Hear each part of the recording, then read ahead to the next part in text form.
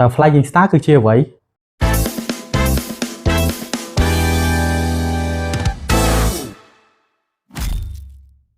ពួកគ្នាយើងថ្ងៃនេះយើងមកដឹងអំពីក្បួន Flying Star ឬក៏តារាសាស្ត្រ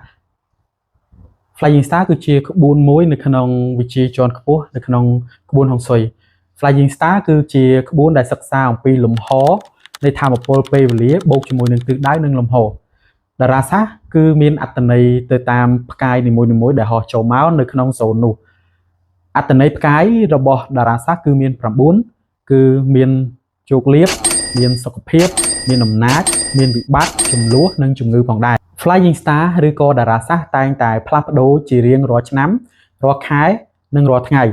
ហើយដូចនោះហើយមានផ្ទះខ្លះឆ្នាំណាខ្លះដែលហេងគឺហេងខ្លាំងនៅពេលដែលផ្កាយមិនល្អចូលនៅក្នុងโซนនោះធ្វើឲ្យគាត់មានបញ្ហារហូតដល់អស់ពីខ្លួនក៏មានដែរ Flying Star គឺជាក្បួន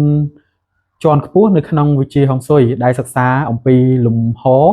និងថាមពលបូកជាមួយនឹងទិសដៅមិនមែនជាការឲ្យធូបបួងសួងឬក៏បន់ស្រន់ទេ Flying Star ឬក៏តារាសាស្ត្រជាន់ខ្ពស់ភាគច្រើនមានតែគ្រូ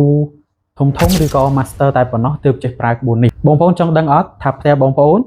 នៅមុខផ្ទះមានផ្កាយឬក៏តារាសាស្ត្រណាចូលបងប្អូនអាច comment មុខផ្ទះបងប្អូនឬក៏ចូលឆាតដើម្បីសួរព័ត៌មានបន្ថែមបាន